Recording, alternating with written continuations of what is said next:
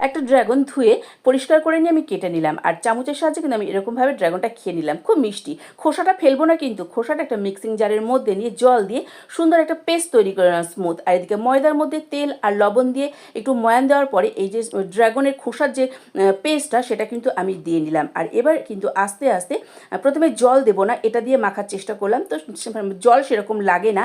তো এরকম আমি একটা কিন্তু সুন্দর ডো তৈরি করে নিলাম। আর একটা থাকলে কিন্তু ভালো হতো, আমার কাছে একটাই হয়েছিল। তো যাই হোক, মাথায় চলে আসলো কিছু একটা রেসিপি করে ফেলি, তো রেসিপি তৈরি করে ফেললাম। এবার দেখো আমি একটা বড় রুটির মতো তৈরি করে নিয়েছি, আর সঙ্গে হাতের কাছে ছিল আমার কুকি কাটার দিয়ে শেপ দিয়ে নিলাম।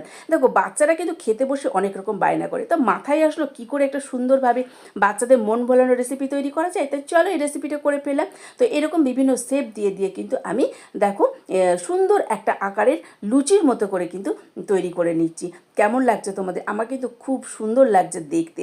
তো চলো, তৈরি করা হয়ে গেল, একটা পাত্রে তুলে নিলাম। এবার কিন্তু ভাজাভাজির পালা, তাই আমি ভাজতে শুরু করে দিলাম। দেখো কি অপূর্ব লাগছে না? আমি এরকমভাবে ভেজে একটা পাত্রে তুলে নিলাম। সঙ্গে কিন্তু আজকে করেছিলাম আলু পোস্ত। আলু পোস্ত দিয়ে বাচ্চাদের সামনে এই খাবারটা দিলে তারা খুব তাড়াতাড়ি খেয়ে নেবে।